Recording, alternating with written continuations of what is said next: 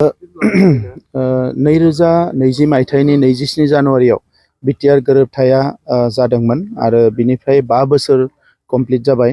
दा बे 5 बोसोराव जोंनि जिखिनि दफाफोर गोबाङानो इमप्लिमेन्ट जाबाय, माखासेया दंबावो। बेखौ जोङो लासै जोङो इमप्लिमेन्ट खालामनो थाखाय सानदों।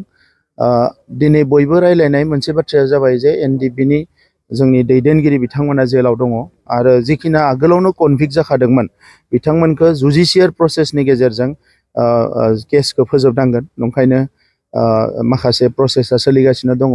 जायफोर दिनै जेलाव दङ बिथांमोननि एनआइएआव केस दङ, हाइनेस क्राइम होननानै मिथिदों। थेवबो बिनि नेचारा एसे जुदा। बे केसखिनिखौ लाबोफिननो थाखाय आसाम सरकारा भारत सरकारनियाव लिरहरदों। जों बयबो नारसिननाय आरो सावरायनायजों दा बे केसखिनिखौ रिटार्न फैनाय लोगो लोगोनो माखासे केसा जोबगोन आरो जायखिना कनभिक्टेड जाखाबाय बेखिनिखौबो सावरायबाय थानाय जादों। दायो सुप्रिम कर्टआव बे केसखौ नांबाय थानाय जादों। बिथांमोना माखासे मानसिया बेखौ नेतृत्व लादों आरो जों सापर्ट होगासिनो दङ। दा बे केसखौबो जोङो लासैनो गभर्नमेन्टनिफ्रायबो खोब सावरायनो थाखाय जोङो लामा लादों जाहाथे फोजोबनो हायो। जिहेतु जुडिसियारिनि सायावनो सोनारनानै माखासे मानसिफ्रा खामानि मावबाय थादोंमोन। दा बे लाइनावनो जोंबो लामा नायदों। नाथाय थेवबो पलिटिकेल लाइनावबो जोङो आरोबाव प्रेसार होनानै खामानि मावनो थाखाय थियारि जागासिनो दङ। आङो मिजिंथिदों बे केसफोरखौ जों लासै फोजोबजोबनो हागोन। बेखौ नागारनानै जि गामि सोसननाय, दासिम 60 गामि सोसननाय जाबाय, बाखि गामिफोरखौबो सोसननो थाखाय खामानि मावगासिनो दङ। बिनि गेजेराव मोनसेया जाहैबाय नैबे माबाया मा होनो इखो, जोंहा जिखिनि सनितपुर आरो बिश्वनाथनि फरेस्ट एरियानि हा। दा बे फरेस्टआव आगोलाव मानसि गैयि बायदि बिथांमोना बुङोमोन। नाथाय दा फरेस्ट एरियायाव जिखिनि रायजो जाबाय बिथांमोननि मेजरिटि मेक्सिमामनिनो हानि मोन्थायखौ होनाय जाबाय। दा बियो लासैनो बे ओनसोलफ्राबो रेभिनिउ लाइनाव फैगासिनो दङ। दा अब्ला जोङो जिहेतु रेभिनिउ ओनसोलखौ लानानै जोङो कन्टिगिउटि गामिखौ जोङो बिदों, जाय गामिफ्रा कन्टिनिउवास मोनसे माबायाव दङ, गहपुरसिम एबा सिमुलुगुरिसिम बे गामिखिनिनि सावरायनाया जागासिनो दङ। बिनि बादै जोंनि जिखिनि इन्स्टिटिउसन्स बियो कभिडनि थाखाय बोसोरसे फासयलांदोंमोन। नाथाय दायो प्राय 80% जि इन्स्टिटिउसनफोर बिनाय बिनि खामानिया कमप्लिट जाबाय आरो जोंहा पर्बतझरायाव जि रेल कच फेक्टरिमोन बिनि खामानियाबो अलरेडि 300 करोड़ बिथांमोना थिग खालामबाय। जे बेखौ खालामनो थाखाय जों हानि थाखाय एसे प्रपज फरेस्ट लेन्ड माखासे दङमोन। दा बे एरियाखौ जोङो थिग खालामनानै होबाय भारत सरकारनो।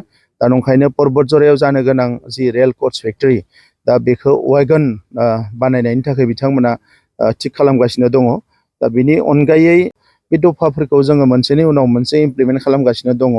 दा आं मिजिंथियो जे बिटिआर गोरोबथाया जिहेतु भारत सरकारा एबा भारतनि प्राइम मिनिस्टार बिथाङानो बावैसो बर' महोत्सबआव फैनानै बुंदों जे बे एकर्डआ सबसे बेस्ट एकर्ड जादों आरो सा सानजा भारताव जायफोर दिनै सोमावसारदों एबा बिग्रायखांदों बिथांमोनखौबो बुंदों सारा भारतावनो जे बिटिआर मडेलखौ बयबो लानांगो। दा बे बिटिआर मडेलखौनो जोङो एफेक्टिभ खालामनो थाखाय दिनै आरोबाव गभर्नेन्स सिस्टेमखौ थिग खालामनो थाखाय फाइनेन्सियेल बिथिंनिफ्राय गुबुन बिथिंनिफ्राय जोङो भारत संबिजितनि 125थि जि मोनसे कनस्टिटिउसन एमेन्डमेन्ट बेखौ जोङो नेगासिनो दङ आरो बिनि थाखाय भारतनि हम मिनिस्टार अमित शाह बिथाङा बे खामानिखौ मावगासिनो दङ।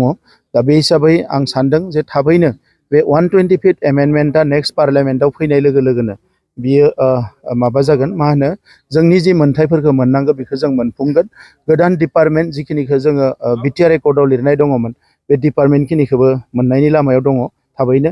दा बे डिपार्टमेन्टखिनिखौ मोननाय आरो 6th सिडिउल काउन्सिलखौ आरोबाव मोर पावार होनाय बे गासैबो 125th एमेन्डमेन्टआव फैगोन आरो फेब्रुवारि दाननि गेजेराव जानो गोनां पार्लियामेन्टआव बे एमेन्डमेन्टआ फैयोब्ला लोगो लोगोनो जोङो आरोबाव जोंनि 6th सिडिउल काउन्सिलफ्रा स्ट्रेंथेन जागोन। गुबुन काउन्सिलफोरनियाव जिखिनि दङ गैया बेखौथ' बिथांमोना प्लेस खालामदों, नाथाय बिटिसि हिसाबै बा बिटिआर हिसाबै जोंबो जोंनिखिनिखौ मोनगोन।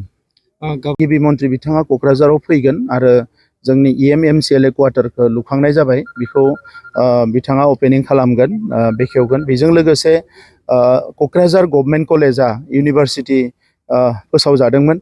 दा बिथाङा गाबोननो बे क'क्राझार गभर्नमेन्ट कलेजआ जि इउनिभारसिटि जाबाय बिनि अन्थाइ खाम्फाखौबो गायसनगोन। बिनि उनाव बिथाङा फैनानै जोंनि गिदिरथार सुबुं गौमा सान्थिखौ लानानै जि एरेन्ज खालामनाय बेवहाय बिथाङा बाहागो लागोन। जोबथायाव सार जिहेतु लिरनाय दंमोन जे बिटिआरनि लाइमोनफोरनि थाखाय आर्मि पुलिस पेरामिलिटारियाव बेयाव माने रिक्रुइट जानायनि बाथ्रा माखासे रिक्रुइटमेन्ट रेलिफ्रा जालांबाय बेवहाय गोबाङानो बाहागो लायाखै गोबाङानो बाहागो लादों। पुलिसाव दासिम गोबाङानो रिक्रुइटमेन्ट जालांबाय नाथाय आगोलफ्राव एनडिबिफोरनिफ्राय बाहागो लायाखैमोन दा नंखायनो पुलिसनि जिखिनि रिक्रुइटमेन्ट जागोन बेवहाय 2% एक्स एन डि बिनि थाखाय होनायनि थाखाय थिग खालामदों। दा बे हिसाबै जायफोरा बैसो दङ जायफोरा क्वालिफिकेसन दङ बिथांमोना मोनगोन। दा बेवहाय बेसेबां रिलेक्सेसन खालामनो हायो बेखौ नाजानाय जागोन। गुबुन फारसेथिं बावैसो टेरिटरियेल आर्मिनि बेवहाय रिक्रुइटमेन्ट जालांदों बेवहायबो जोङो गोबां नाजादों। दा बियो प्रसेसआव दङ। दा बेबायदिनो पेरामिलिटारि फर्सेसआबो सम सम रिक्रुइटमेन्ट खालामो नाथाय दा बियो गोबां समाव रिक्रुइटमेन्टआ एसे स्टप जानानै दङ। दा जेब्ला जायो अब्लानो जोंनि ओनसोलावबो मोननांगौनि थाखाय जोङो भारत सरकारजों जोबोद फ्रिकुवेन्टलि डिसकास खालामगासिनो दङ।